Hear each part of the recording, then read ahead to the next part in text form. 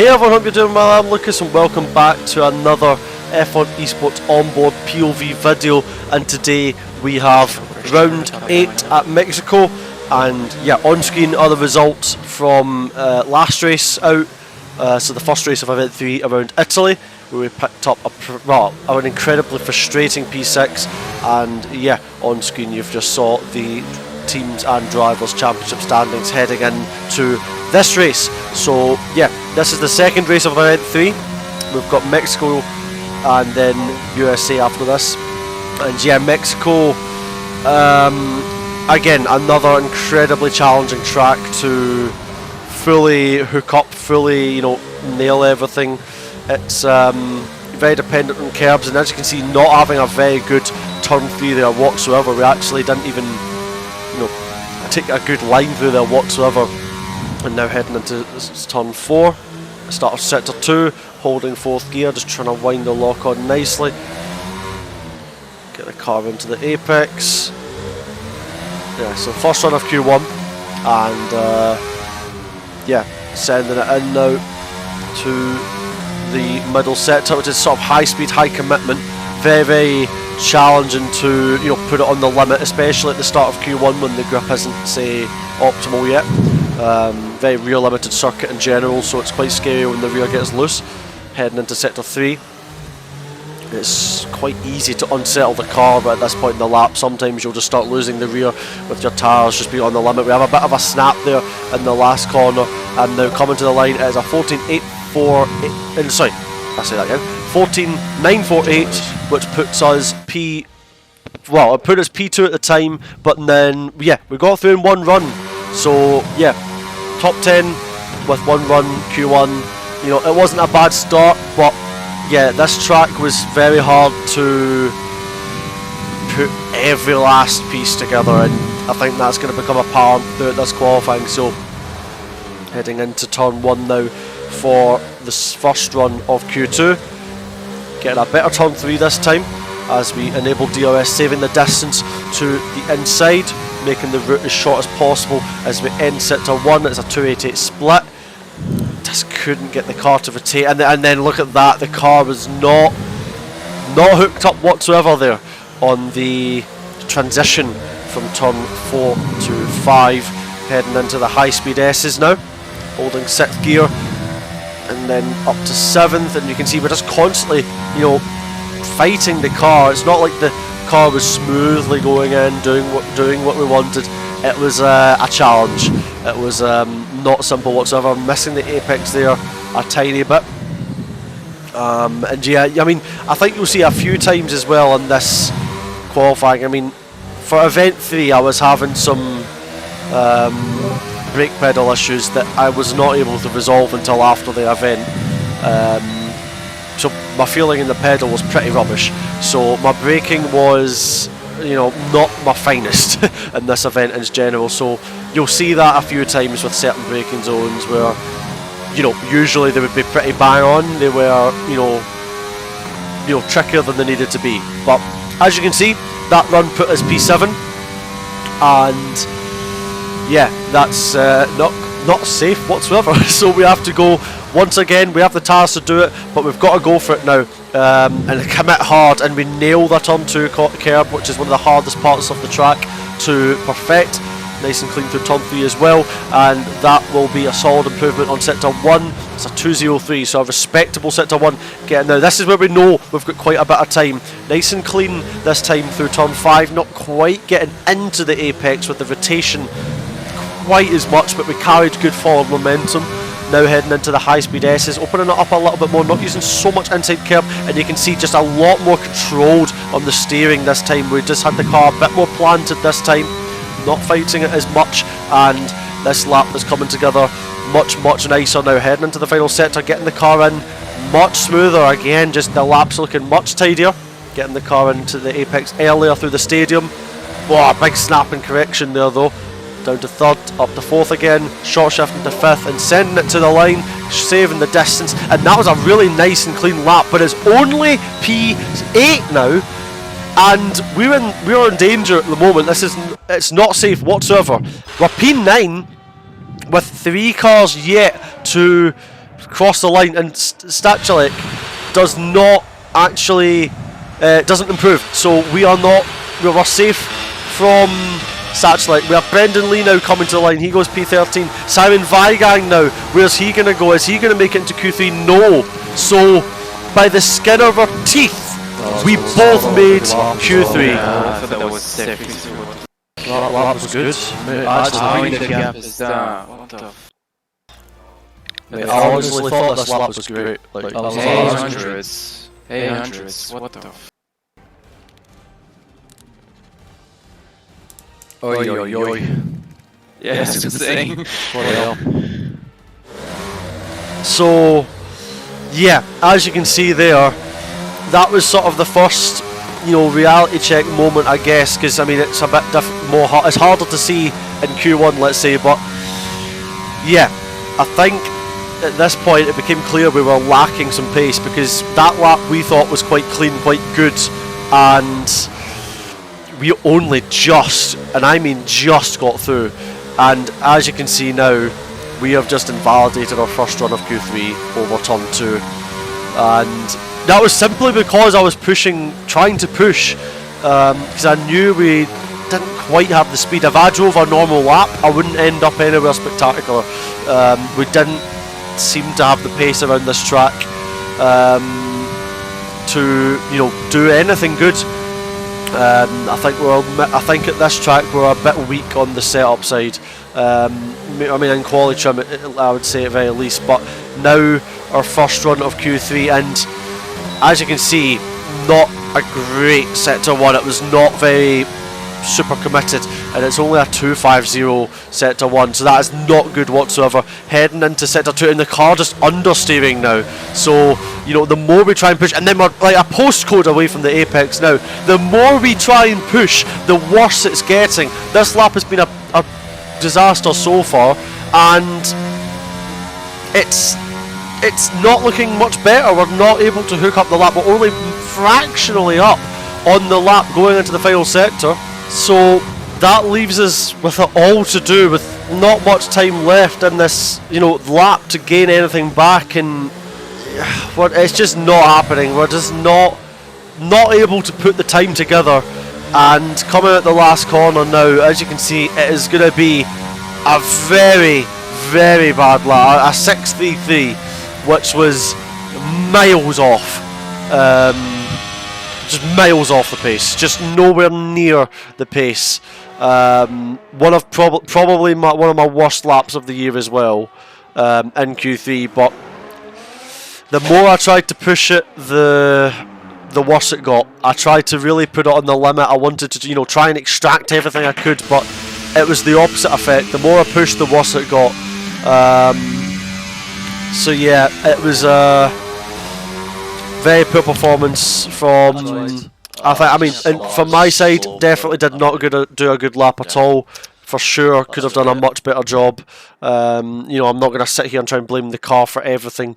There's definitely more I could have done in that session, but yeah, I gave it a go, and it did not work out. However, we have a race on our hands, and we are going to roll the dice with strategy and throw on the medium tires. It worked well for our teammate in the previous race, starting on the alternate strategy, and we've got 5 red light out of your screen now immediately, and we get a really good launch on these medium tires, going straight up the inside of Shanaka Clay now, going through this never-ending straight. Marcel Kiefer on the outside on the hard tyre as well. So it's crucial that we try and pass as many of these hard runners as we can. Our teammate now on the outside on the hards. Now we are now side by side with our teammate, and thankfully Barry does not put up much of a fight. You know, because it doesn't make much sense for us to fight when we're on different strategies like this. And yeah, up to P5 now. So 3 positions gained off the start of this race, and crucially, we are in a pack with medium runners, apart from Thomas Ronner, who you can see in P2, who is on the hard and is going to start sinking backwards now. So this is not a great start. To put it like as it was, this is a great start to the race. So yeah, we've now got to try and push on and try and make the most of this. So yeah, heading into sector 3 for the first time, you can see Frederick Rasmussen's actually bolted out front. Naturally, with Thomas on the hard tyre starting to, you know, swing back towards us on the medium runners. We've got Jarno up me and Josh Edo ahead of us on the medium. The rest is on medium. So yeah, we just need to make K at the start of this race and try our best to make the best of things. So yeah, it's been a good start. Net three positions up, and now you can see Thomas Ronald getting overtaken by 2 cars on that maiden straight. Now we need to go through with this train. This is critical for our race. So the energy is being blasted. We've got to get past Thomas Ronald, so we switch it to the inside and go late on the brakes, and we get past Thomas, who doesn't put up way too much of a fight on those hard tyres. So we have went from P8 to P4 off the start of this race, which is excellent. We are in play. We are in this race now, and everything is to play for. We just need to execute, you know, everything well from this point. But yeah, the pace was very, very high. As you can see, the battery is still very low at this point in the race, and that's because we had to push like crazy as a train to catch back up to Freddie, who bolted away. As you can see, there was some overtakes on the leaderboard in the top left of your screen happening as we were talking through, skipping on to lap 11. And yeah, as you can see, Nico Longay on the medium filtering his way through the hard runners, 2 seconds back now in this train. And now on lap 13 now, we have Longay making a pit stop at the end of lap 12. We'll let you know where he comes out. But the hard tyre here, we're going to cover Nico and boxing this lap, Lucas. The hard tyre here did not fire up quickly whatsoever, and if anything, it was the overcut that worked. So it was going to be interesting. I'm going to ask you once, are you sure? Because look at the situation we've got. This is another 2 seconds. So yeah, you can see me there asking the team, are they sure about, you know, potentially pitting this lap, because my gut instinct was I didn't really want to pit. That was my gut instinct, because I knew the hards weren't going to fire up. I knew the undercut was very small, and it was, you know, I mean, as we nearly lose the car there as well, we would, you know, I didn't like the idea. But you can hear there Anton confirming that we should box this lap. I believe it was to cover Longay. So yeah, I trusted the call, and you know what they get, the engineers at the end of the day can see more than I can, and you know I judged the call based off you know, the fact that I could be underfit from Longay. But as you can also see, Josh ahead of us also boxed, but I didn't have a call for box opposite either, so it was yeah, this pit stop would prove, you know, for 2 races in a row, a painful regret on our pit lap that was going to unfold spectacularly wrong in this race. So rejoining the track now, it was critical for us to try and, yeah, just try and keep that DRS as well of Josh going into the next sort of phase. But yeah, as you can see, there's just no grip. We are not going to be performing, you know, any form of undercut within a 1 lap basis, really. And yeah, Longay after 2 laps gained what, 3/10 at the moment. And naturally, he's going to gain a bit more now on the cold tyres, but that just shows you that the warm-up was terrible, and we've lost, you know, now we've lost we've lost a lot of time now, purely based on cold tyres. But our advantage doesn't kick in for, you know, 2 to maybe 3 laps, and that's what Nico's at now. But that's not going to matter if people go 1 lap longer than us. And as you're about to see now, we've got some people in the pit box now. I believe we've got potentially Freddie Rasmussen in the pits, so we'll need to wait and see where he rejoins. And as you can, yeah, he's 3.3 seconds up the road, and what that means is he's, you know, kept track position, he has a buffer, and he is going to be able to have a tyre advantage, which was, a very good thing to have around Mexico in general, because it's such a grip dependent circuit, especially on traction. So yeah, it was quite apparent that we'd made a massive mistake on the strategy, and that's not me blaming the team. I trusted the call. Ultimately I didn't overrule them, albeit in hindsight, and maybe my gut feeling at the time was to maybe just stay out, because I felt the overcut would have been the one. But ultimately, we make these decisions as a team. We can make great decisions as a team. At the end of the day, this is part of the process. This is the way the cookie crumbles sometimes, as much as it was very, very painful in this moment. But naturally, we've done a lot of things right this year as a team, so it was just a shame to get this one wrong, because it meant that we had a very painful 20 laps ahead of us to even hang in there in this race. Now, looking ahead now as well, you can see our teammate is now also boxed, so Barry is now boxed onto the medium strategy, and because of how slow our warm-up was, he didn't lose, let's say, massive amounts in the grand scheme of things. But look ahead now, we have Jarno Opmeer, who went longer than any of us, and he's rejoined at the head of the train because of the tyre warm-up. So now he has the tyre advantage and the track position, and yeah, that's just a disaster for us, because now what this means is we are P4 in the train of the current hard runners. We have Longy behind us now, who's got 2 lap older tyres, who's right with us. But yeah, you can see everybody making pit stops as well. And yeah, this was not ideal for us, as Barry sets the fastest lap of the race now. But yeah, more people making their box as well. But yeah. Alright, Lucas, if Barry's behind you, we'll let him through. And if he can't get past the cars ahead, we'll swap position at the end. Thank you.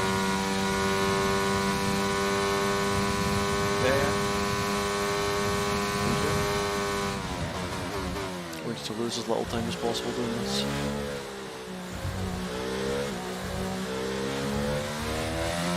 Let's make it this right here. Go Barry now. Yeah, thank you. So, playing the team game there to help Barry get the best of his strategy on the mediums, to try and make advances while the mediums had an advantage. Now, the reason you're about to see, as Daniele Haddad, who has not boxed, is actually starting to hold people up out in front as well. And Jarno Opmeer, is broken clear at the front. So yeah, Daniele Haddad holding a lot of people up now, which is, I guess, to help Shinaka's race as well, because he started in the points as well. Now, the reason, as you can see, Thomas Rauner now, who had even fresher mediums than Barry, filtering his way through now. Now, the reason that me being where I was in the train, so I was at the back of that hard train with one of the older sets of tyres, older than any of the guys ahead of me.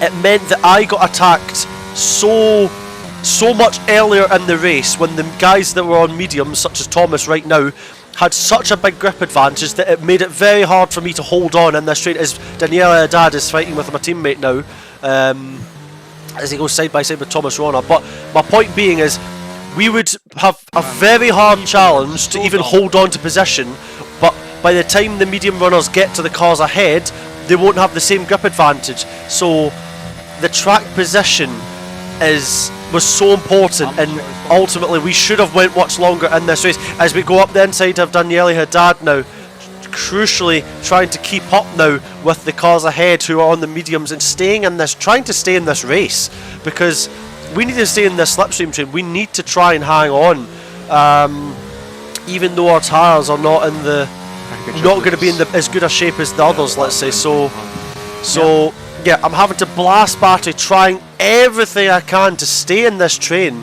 as you can see on lap 25 now, just pushing on as much as I can. This was such a relentless race, trying everything I could to stay in DRS of these medium runners who were chasing the hard runners. But now another medium runner catching up to us, Marcel Kiefer, my good friend, And yeah, we're going to go side by side now. And I didn't actually realise he didn't have much battery, otherwise I would have deployed it earlier, because I didn't know how much battery he had. But now we're going to go side by side into turn 1. We did the exact same last year in F1 Esports event. If you remember, we had an amazing side by side battle. And here we're going to do it 1 year again, 1 year later, once again. Heading into turn 4 now, I go inside, Mercer goes outside, he uses the grip advantage and sends it on the brakes, going round my outside. We decide to switch it up, going for a sweet switch back now, but we just don't have the grip to purchase it. It was a really nice execution, we're still side by side, but we just don't have that outright traction, and now I need to think bigger picture. I do not fight it anymore.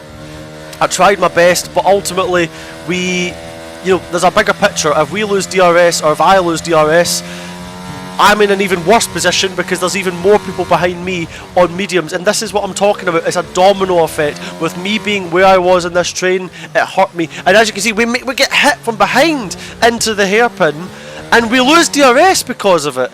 And I know it wasn't intentional of Nico, it wasn't me saying anything negative on him at all.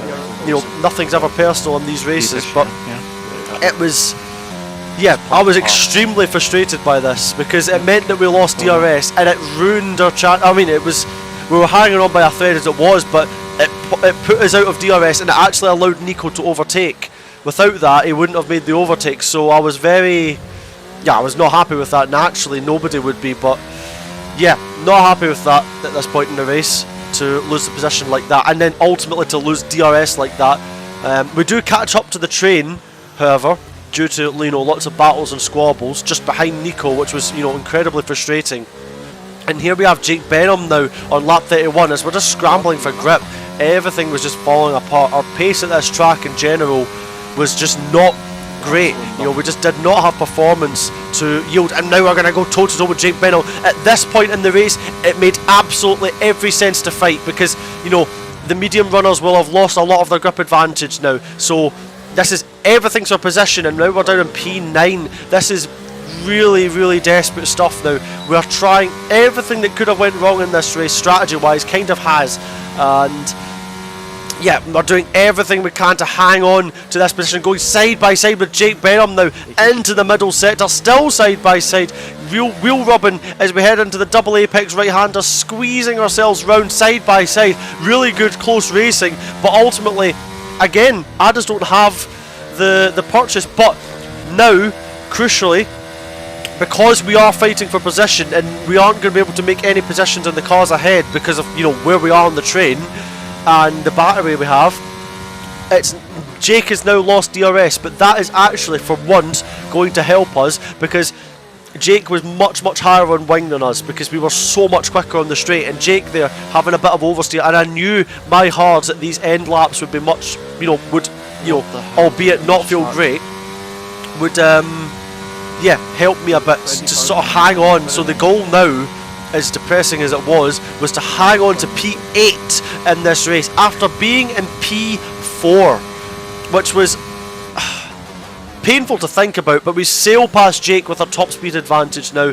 going into lap 33 of this race, and now all we need to do is hold on for 3 more laps and try and just hold on to P8, which is so, given where we were in this race. I mean, in Monza we were in a position to fight, it didn't work out. In this race we were in a great position to fight, definitely didn't work out with the strategy. We definitely pitted way too early, but yeah, it was so painful to just hang on, but thankfully Jake's tyre advantage finally dropped down towards the end of this race, and we had a great straight line speed advantage, so we put that to good use now, and we are going to hold on to this position, or should do, heading into this final lap into turn 1. Jake's too far back, he has a little look just to try and put us off, but there's nothing of the sort. So yeah, painful race, to be fighting this hard, to be trying to hang on for all or everything to for on track P8. And yeah, it's such a painful race because I gave it everything. I gave it 110%. We didn't seem to have, we definitely didn't have a great setup at this track in particular compared to certainly other races this season. It was probably one of our weakest of the whole season, which didn't help issues. But yeah, it's so painful when you put yourself in when we got up to P4 at the start of the race, and had we went 1 or 2 laps longer, this race would have looked entirely different. And yeah, ultimately, again, same thing as Monza, we're still scoring points, and Freddie Rasmussen ahead of us picked up a lot of time penalties, so he dropped down the order as Barry managed to finish P2 with his strategy, having started alongside us as well. So it just shows that, yeah, that's the way the cookie crumbles. Barry's strategies have worked out really well the last 2 races, mine haven't, but ultimately some of Barry's earlier this season didn't work out. So yeah, my strategy luck wasn't very good this event so far, let's put it that way. So yeah, hoping for a turnaround in USA next time out. And yeah, here's the Drivers' Championship and the race results as well. And yeah, still have the championship lead to our teammate. So a Maka 1-2, which is things you'll have to see, and leading the Constructors' Championship by an even bigger margin now. But yeah, I hope you guys enjoyed, which was one of the most crazy chaotic races of the entire season. Please let me know your thoughts down in the comments below. Hope you have an amazing rest of your day. Thanks for watching, and I'll catch you guys in the next video. Love you all, take care, ciao.